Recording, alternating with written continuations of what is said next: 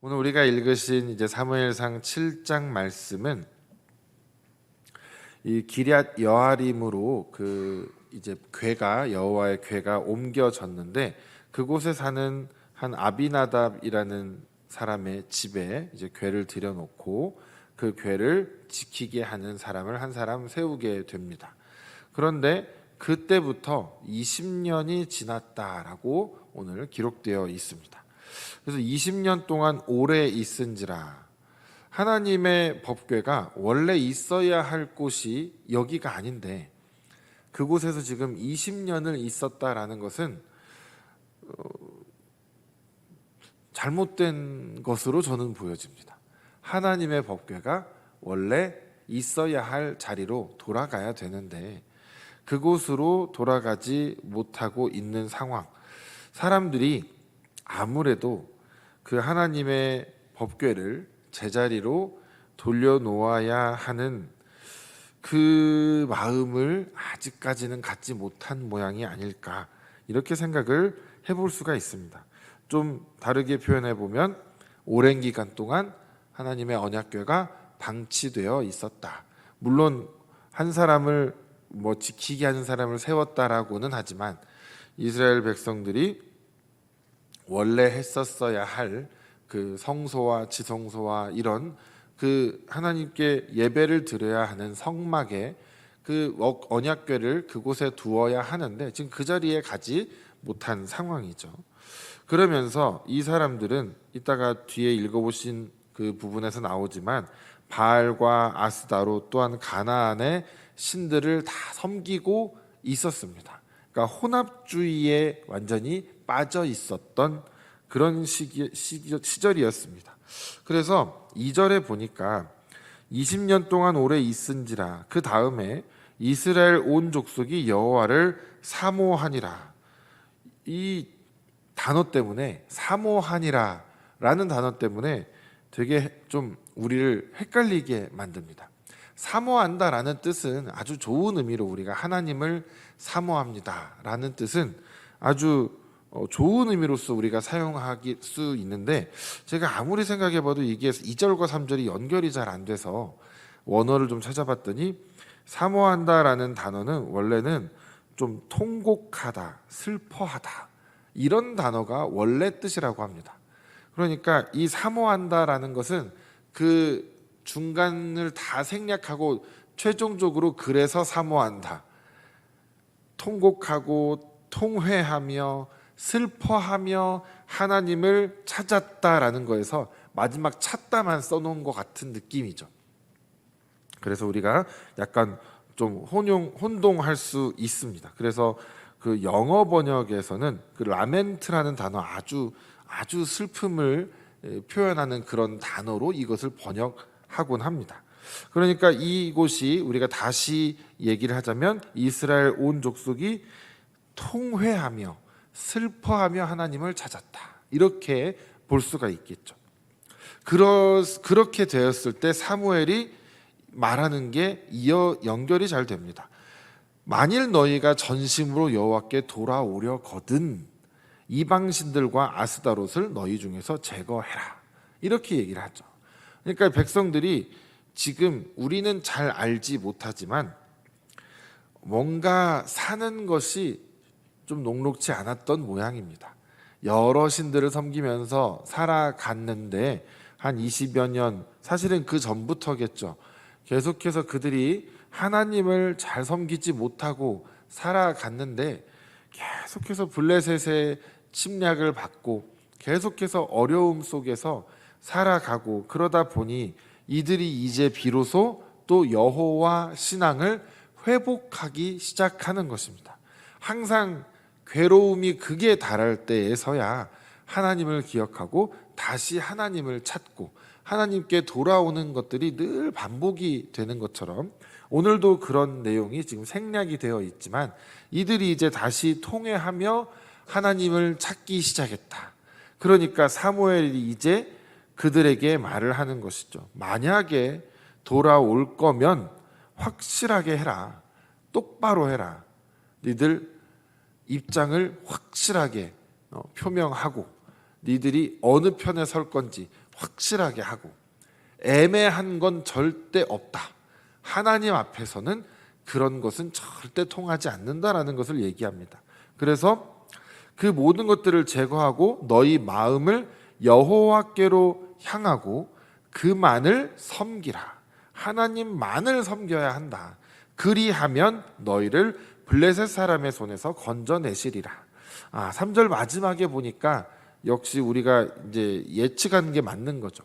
그리하면 너희를 블레셋 사람의 손에서 건져낸다라는 것은 이들이 블레셋 사람들의 손에 의해서 계속된 아주 괴롭힘과 약탈과 그런 아주 그 고통 가운데 지금 살아가고 있었다라는 것을 알 수가 있죠.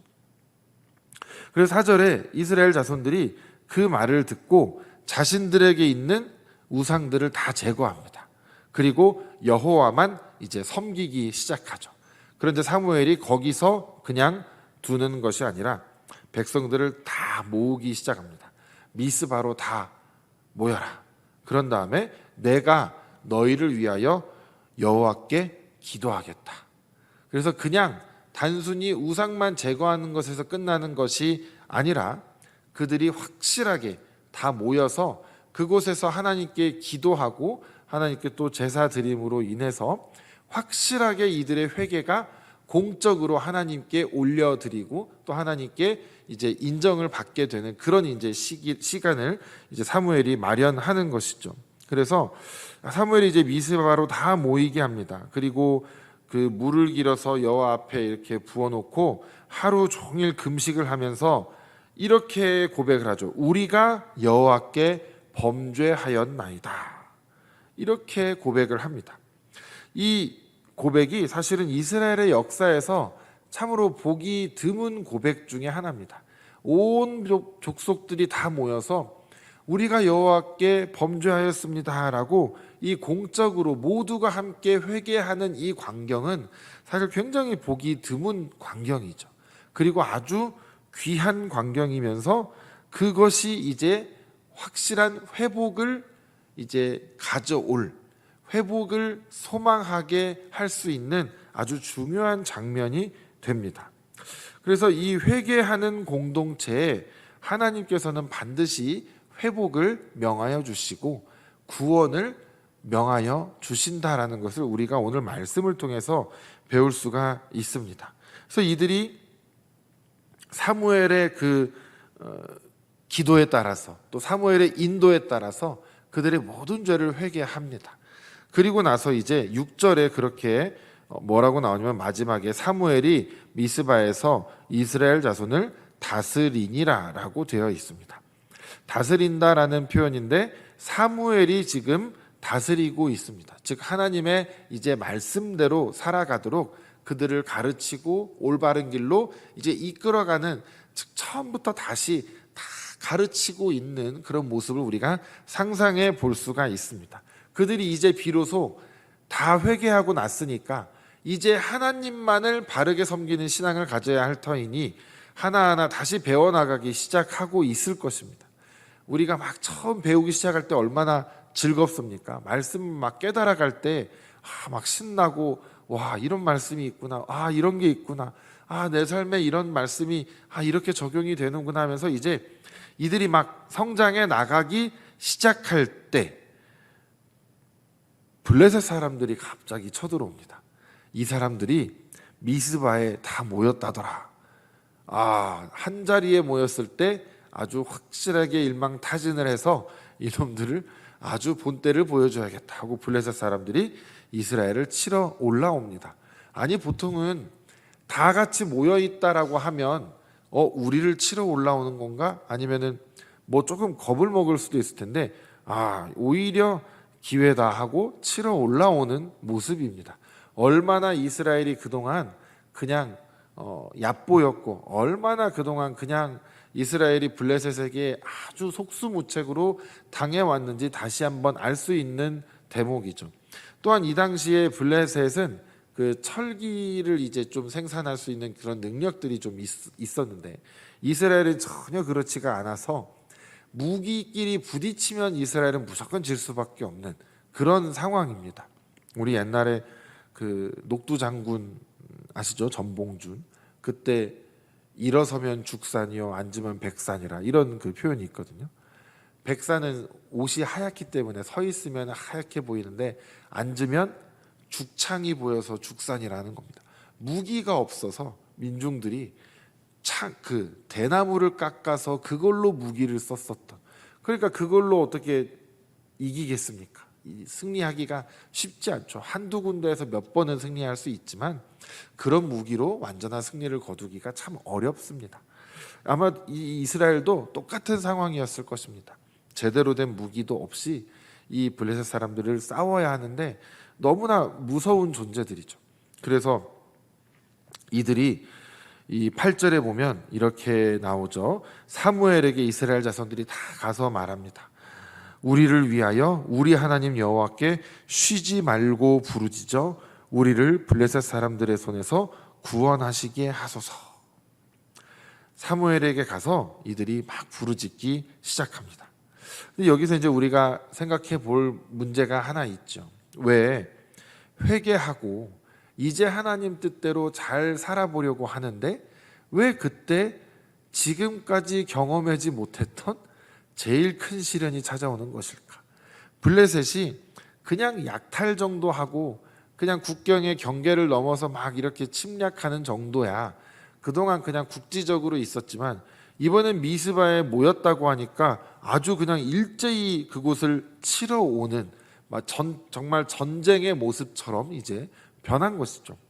얼마나 무섭겠습니까? 하나님께 우리는 돌아섰는데 이제 하나님께로 향했는데 왜 블레셋이 쳐들어오는 것일까? 왜 회개하고 돌아섰는데 위기가 오는 것일까? 우리가 그런 것들에 대해서 이 사무엘상 7장을 통해서 좀 생각해 볼 수가 있습니다. 여기서 보면 이제 이스라엘 백성들이 미스바에 모여서 금식하고 회개를 하는 장면이 나왔죠. 그것은 이제 더 이상 우리가 하나님의 백성으로 살아가는데 이제는 더 이상 우상 숭배를 하지 않겠다라고 선언을 하고 이제 그것을 다 몰아내고 회개하고 하나님께로 지금 돌아선 상황이지 않습니까? 회개라는 것은 아예 완전히 방향을 틀어서 이전의 그 길로 절대 가지 않는, 말하자면 우리가 버스를 탄다면 환승을 하는 것과도 같은 방향이 완전하게 바뀌는 것을 회개라고 합니다. 그렇게 됐을 때 이제 이스라엘 백성들이 그동안 우상 숭배를 하며 아주 예쁘게 살아가는 모습을 사단이 즐겁게 바라보며 참 사랑스럽게 바라보며 이스라엘 백성들을 예뻐해 줬는데 이제 자신의 품을 떠나 그들이 원래 있어야 할 자리로 돌아가겠다고 하니 사단이 그것을 가만 보고 있지는 않을 것 아니겠습니까? 그래서 이것이 영적인 전쟁을 우리에게 의미하기도 합니다. 우리가 회개한다라는 것은 나의 죄를 끊어내겠다라는 우리의 결단입니다. 그렇다라는 것은 우리의 이제 영적인 이 영역에 있어서 더 이상 죄의 종노릇하지 않겠다. 내가 이제 원수 마귀의 종노릇하지 않겠다라고 확실하게 선언하고 하나님께로 돌아서는 행위입니다. 그러니 이들이 얼마나 발악을 하겠습니까? 우리를 다시 끄집어 내리려고, 우리를 다시 이곳으로 돌아오게 하려고, 우리를 다시 죄 가운데 퍼질러 있게 하려고 얼마나 애를 쓰겠습니까? 총공세를 그때 이제 시작하게 되는 것이죠. 그래서 오히려 우리가 하나님 편으로 다시 돌아올 때 마귀의 공격은 더 거세질 수 있다라는 것입니다.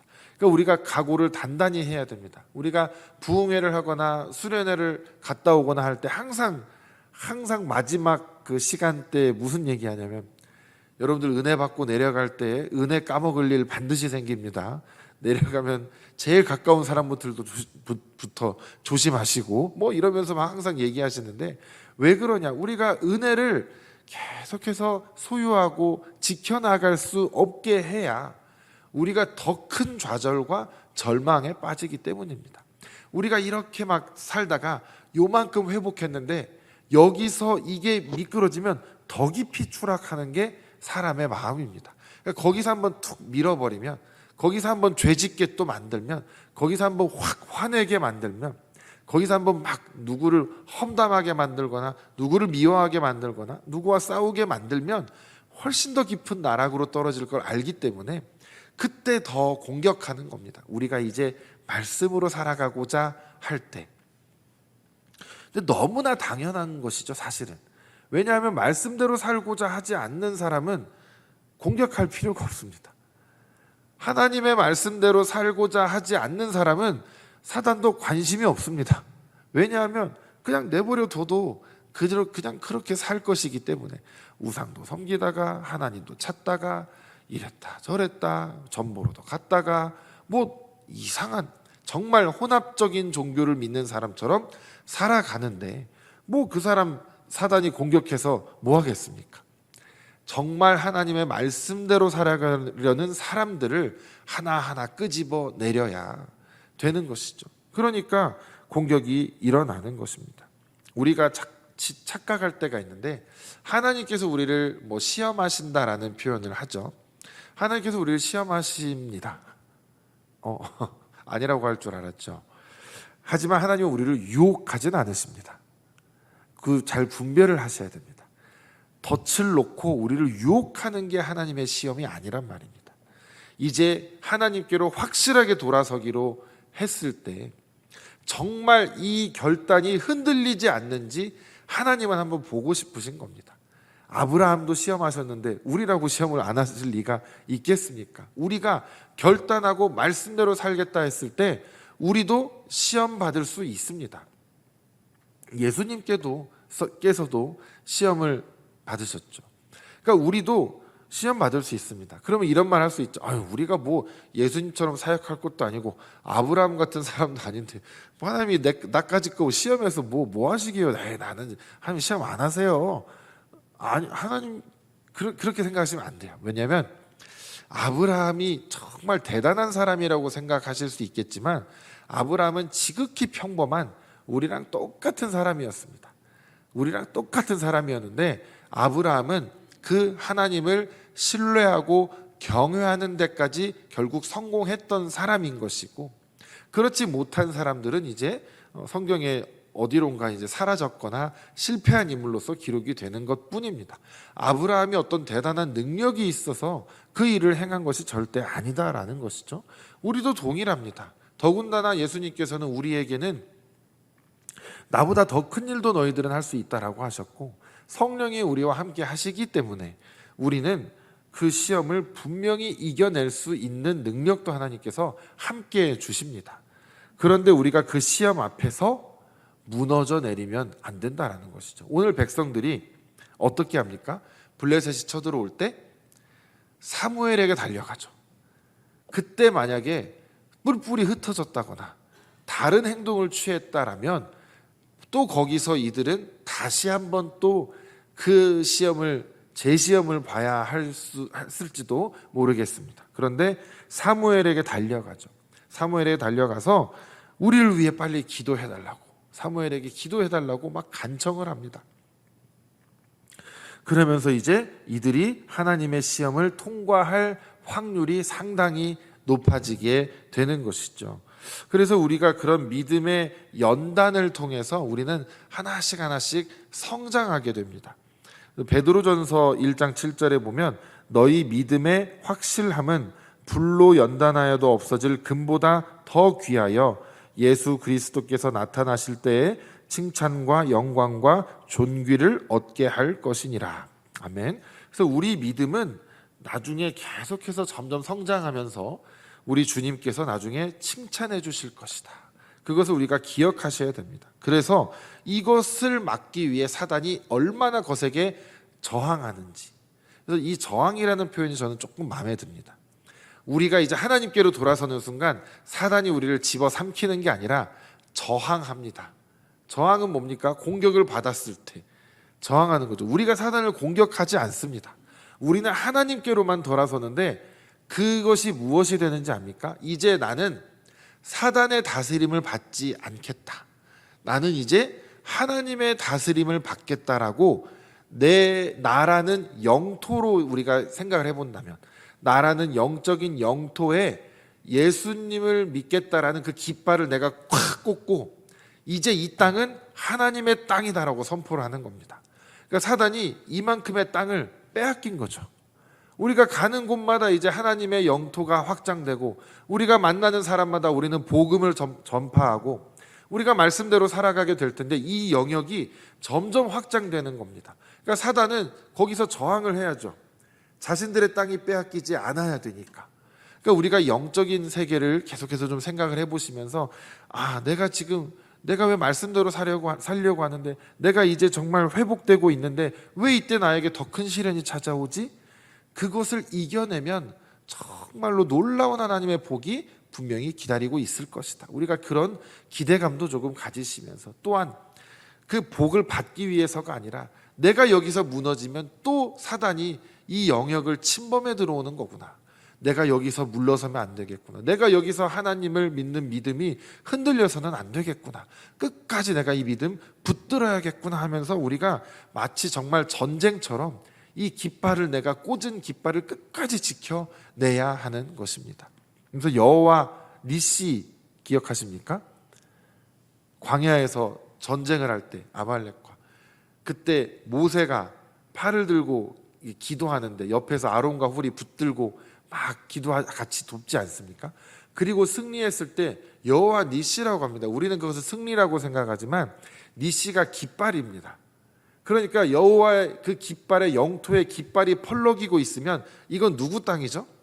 우리 하나님의 영토라는 것을 선포하는 것입니다. 그러니까 우리가 그 깃발의 개념을 조금 생각하시면서 나는 하나님의 다스림을 받는 그런 나라의 백성이구나. 이것을 우리가 기억하는 것입니다. 그것이 이제 여러분들이 할 일이고 이 사무엘상 7장은 저에게도 도전이 되는 말씀입니다. 이 이스라엘 자손들이 사무엘에게 막 가서 이제 우리를 위하여 기도해 달라고. 사무엘이 이제 뭘 해야 되겠습니까? 부르짖으며 기도해야 되지 않겠습니까? 그래서 여기서 양을 잡아서 제사를 드리고 하나님께 부르짖기 시작합니다. 그때 이제 블레셋 자손들과의 전쟁에서 하나님께서 우레를 막 일으키셔서 그들을 결국 완전히 무찌르게 하시죠. 그 상황에서 이 사무엘, 즉 목회자의 역할도 너무 중요하다라는 것이죠. 백성들을 위해서 하나님께 간구하는 자, 그 역할을 맡은 자가 바로 오늘 사무엘이고 또 목회자가 그 역할을 맡은 자가 되어야 되는 거겠죠. 그러니까 사무엘이 그런 말도 하지 않습니까? 나는 너희들을 위해 기도를 쉬는 죄를 범치 않겠다. 이 말씀을 전하면서 저 사실 좀 도망가고 싶긴 한데 저도 여러분들을 위해 기도를 쉬는 건 아니지만 기도를 충분히 하고 있지는 못한다라는 생각을 또 갖게 됩니다.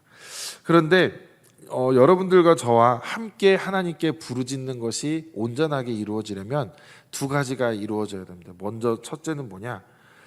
주의 종에게 기도 요청하는 것에 대해서 거리낌을 갖지 마시고 부담스러워도 하지 마시고 죄송스럽게 생각도 하지 마시고 할 기도도 많고 바쁘실 텐데 뭐 나 위해서 나까지 거기서 또 하나 보태드리면 걱정만 또 늘어나실 텐데 절대 이런 생각하지 마시고 제가 가끔 그런 말 쓰거든요. 저 그러라고 있는 사람이거든요. 이런 말 자주 하는데 여러분들을 위해서 기도하라고 있는 사람이거든요. 그러니까 뭐 교회 뭐 다른 일로 바쁘실 텐가 아니라 제가 제일 바빠야 될 일이 여러분들을 위해 기도하는 일이고 또 우리 공동체를 위해 말씀을 준비하는 일이고 이런 일들이 제일 바빠야 되는 것 아니겠습니까? 그러니까 저를 바쁘게 만드시려면 뭐 막 교회 기물을 파괴하거나 이러는 게 아니라 기도를 부탁을 저한테 하셔야 됩니다. 그래서 저를 위해 기도해 달라고 목사님 기도해 달라고 그리고 여러분들도 같이 기도하셔야죠. 여러분들도 기도를 정말 뜨겁게 하셔야 되고 저도 기도해야 되고 거기서 한 걸음 더 나아가서 저는 여러분들을 위해 기도를 쉬는 죄를 범하면 안 되고 여러분들은 온전하게 회개를 하면서 부르짖어야 됩니다. 내 안에 있는 우상을 여전히 그대로 두면서 목사님 기도해 주세요. 제가 백날 기도해봤자 저만 고생하고요. 여러분들도 고생만 하고 끝납니다. 왜요? 내 안에 있는 우상을 하나도 제거하지 않고 내 앞에 어려운 일이 있으니까, 내 앞에 뭐가 있으니까, 내 자녀의 앞에 무슨 일이 있으니까 그것만 기도해달라고 하는데 당연히 기도하죠. 저도 속사정은 모르죠. 여러분들에게 어떤 우상이 있는지. 하지만 여러분들은 아실 거 아닙니까? 혹은 모르면 말씀을 읽어서 깨달으셔야 됩니다.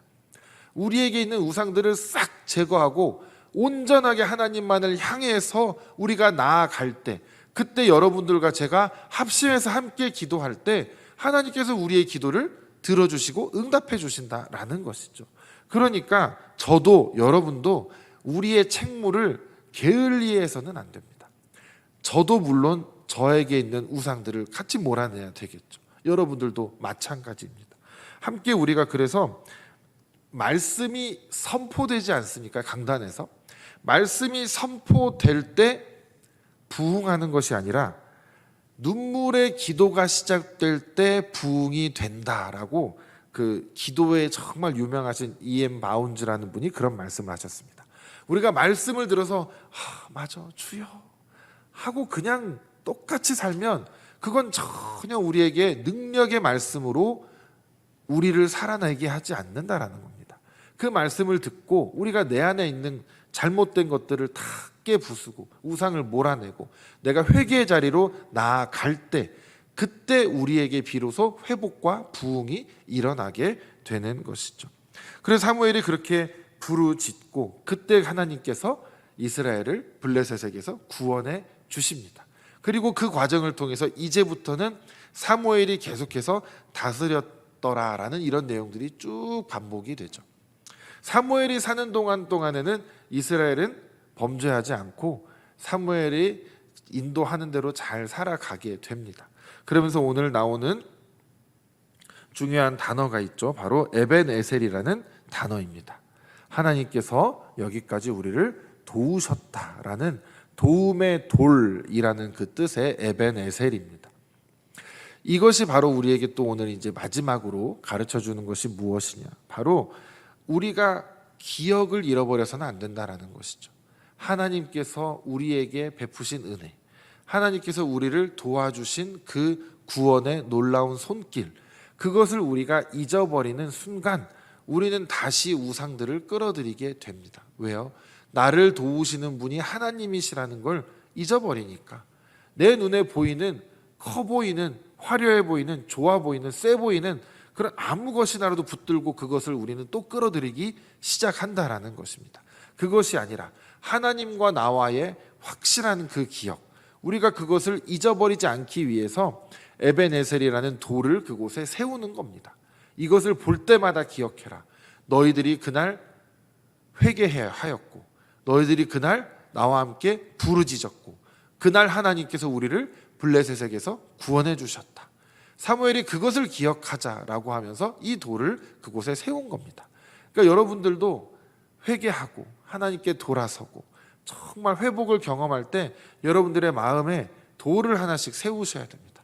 기념비 2025년 10월 20 며칠 뭐 해가지고 그날 하나님께서 나를 말씀으로 다시 깨닫게 하시고 나를 참회케 하시고 내가 다시 우상을 다 끊어내고 하나님께로 돌아간 날, 하나님께로 돌아간 날 짝대기하고 7번째 뭐 이러면 안 됩니다. 돌아갔다가 다시 갔다가 2번째 돌아왔다가 다시 갔다가 그러지 마시고 한 번 돌아섰으면 다시는 돌아서지 않으리. 그래서 이제는 정말 하나님만 보면서 계속해서 전진하겠습니다.